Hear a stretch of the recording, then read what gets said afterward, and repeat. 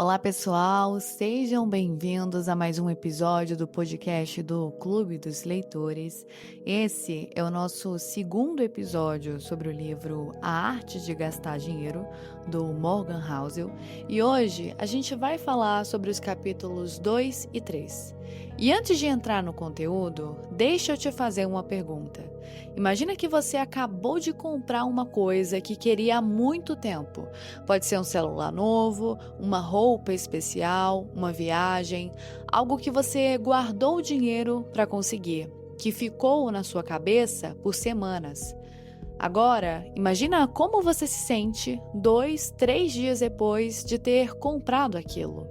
Porque na hora da compra, bate aquela sensação boa, aquela euforia de ter conquistado o que queria. Mas ela dura pouco. A vida volta ao normal e de repente você já está pensando na próxima coisa que quer comprar. Pois é exatamente isso que o Housel explora nos 2 capítulos que a gente vai falar hoje.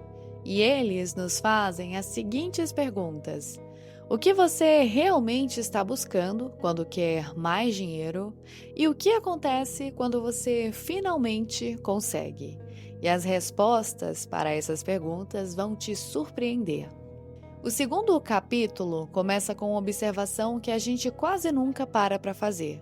Quando a gente quer mais dinheiro, na maioria das vezes não é o dinheiro em si que a gente quer, é o que a gente acredita que ele vai nos trazer. Respeito, admiração, atenção.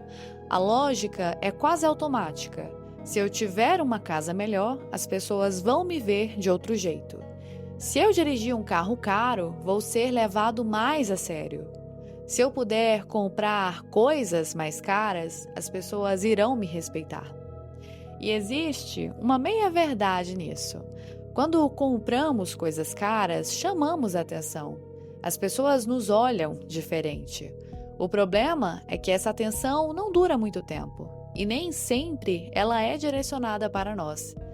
E Housel traz um exemplo de algo que aconteceu com ele e que explica isso muito bem.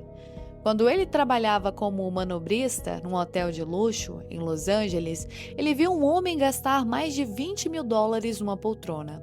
Seus colegas de trabalho e o Housel ficaram boquiabertos, mas nenhum deles estavam admirando aquele homem. Na verdade, estavam impressionados com o fato da poltrona ser tão cara, e estavam imaginando como essa poltrona deveria ser. Pensa assim, quando você vê alguém passando na rua, num carro de luxo, o que você faz? Bom, você olha para o carro. Quase nunca prestamos atenção em quem está dirigindo. E é sempre assim. Os objetos chamam a atenção para si mesmos, não para quem os tem.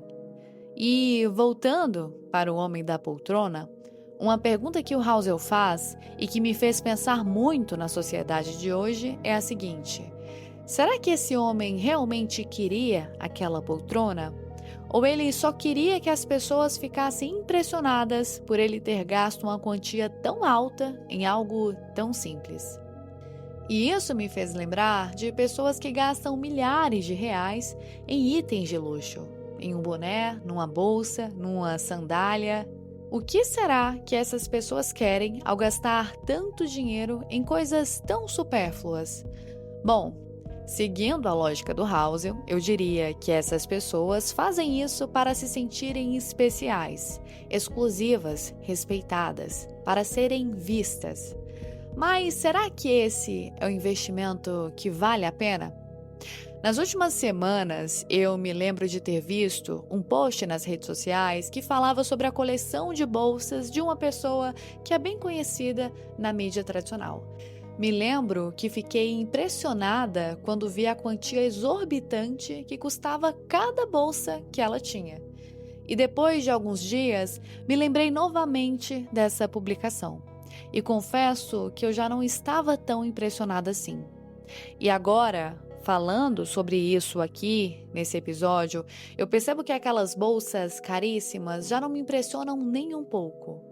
Aquele closet multimilionário me impressionou por alguns instantes e logo depois caiu no esquecimento. Agora, imagine só a quantia que foi necessária para ter essa breve relevância. E por outro lado, falando sobre isso, eu acabei me lembrando de uma professora que eu tive há muitos anos atrás e que eu não vejo há muito tempo. Mas ainda me lembro dela e carrego um respeito gigante por essa mulher. Respeito que foi construído pelos valores que ela tinha, pela forma como agia, tentando sempre fazer o melhor que podia pelos seus alunos. Embora eu tenha perdido o contato com ela há mais de 15 anos, ainda me impressiono sempre que lembro de suas aulas. E vocês, conseguem perceber a diferença que existe aqui? Enquanto algumas pessoas gastam milhões para conquistar respeito e admiração que duram poucos dias, outros constroem algo que dura uma vida inteira, apenas pela forma de ser e de agir. E se você reparar bem, vai perceber que as pessoas cujo respeito realmente importa para você, as que você ama, as que te amam, essas pessoas raramente são impressionadas pelo que você possui. Na verdade, elas prestam atenção em como você as trata, em como você contribui nos momentos que realmente importam e em quem você é quando ninguém está olhando. Housel compara gastar para impressionar com comer junk food. Traz uma satisfação imediata, mas não nutre de verdade e por isso não dura muito tempo. E agora eu quero saber de você. O que você realmente está buscando quando quer mais dinheiro? Porque se a resposta for atenção e reconhecimento, saiba que nenhum objeto caro vai entregar isso de forma duradoura.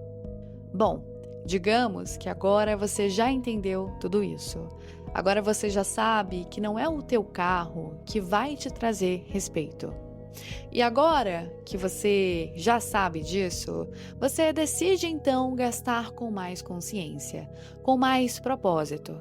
Mas mesmo assim, parece que ainda não é o suficiente. Por mais que você use o seu dinheiro com coisas que fazem sentido para você, ainda existe um vazio que você não consegue preencher. E é sobre isso que o capítulo 3 vai falar.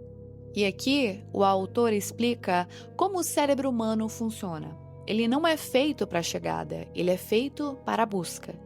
O que gera prazer não é ter algo, mas sim buscar algo que ainda não se tem. E por isso, quando você alcança algo que queria muito, o prazer some. Ele não dura muito tempo. E o cérebro já aponta para a próxima conquista que ele quer realizar. Na psicologia, a gente chama isso de esteira hedônica. Imagina só, uma esteira de academia. Você corre, corre, corre, mas não sai do lugar. Na vida, acontece a mesma coisa. Você quer algo, conquista, se sente bem por um tempo e logo aquilo se torna algo normal. E você perde toda a satisfação em algo que um dia já foi um sonho. Então, você sente que precisa de algo novo para se sentir bem novamente. Você conquista esse algo novo e a mesma coisa acontece. Você está sempre correndo, mas nunca chega num lugar de satisfação duradoura. E para entender isso melhor, eu vou trazer um exemplo. Vamos pensar que você sonhava em ter um carro, qualquer carro. Quando finalmente você teve um, você passou a querer um carro melhor, um carro mais caro. E quando teve um carro mais caro, você queria o seguinte, um que fosse mais caro ainda. Perceba que não há um ponto de chegada. O horizonte sempre recua.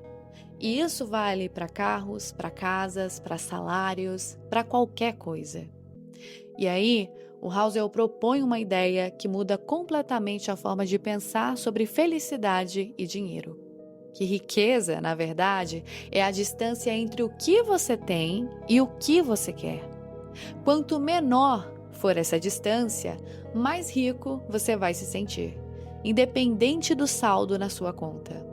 E para entender isso melhor, imagina só um multimilionário se comparando com um multibilionário.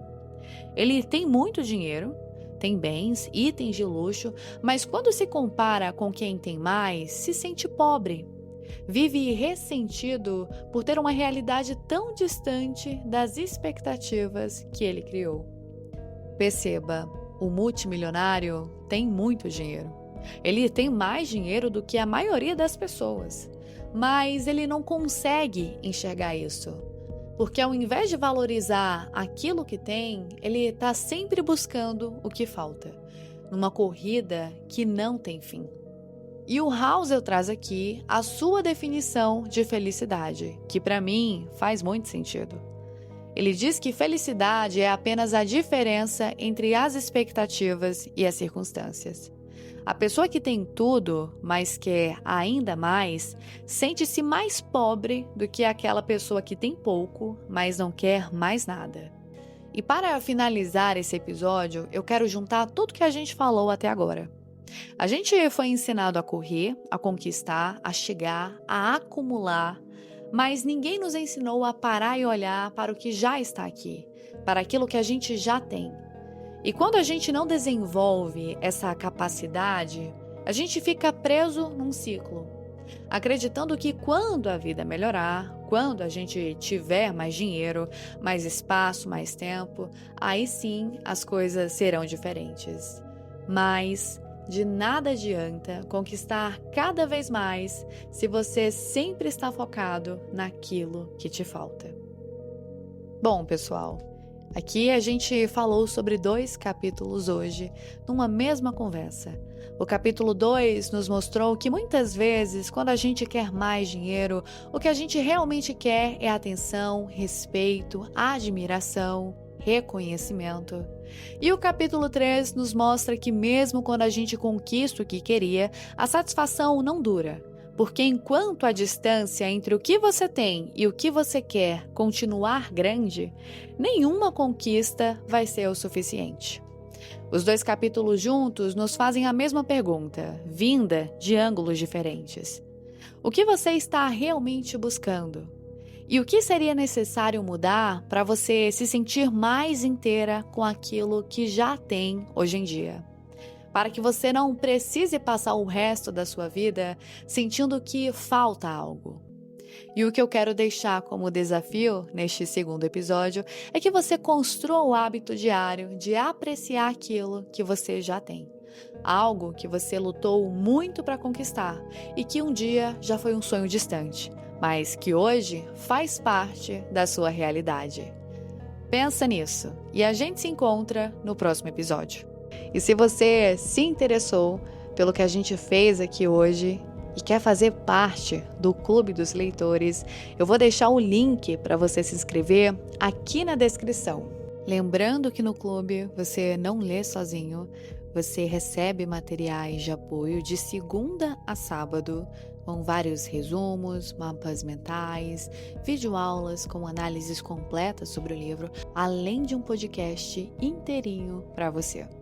Esse foi só o nosso 2º episódio, lembrando que eu sempre disponibilizo os 2 primeiros episódios de cada leitora aqui no YouTube, e caso você queira ter acesso a todos os outros episódios desse podcast, onde a gente fala sobre esse livro, então clica no link que está na descrição, se inscreva, faça parte do clube e vem ler com a gente.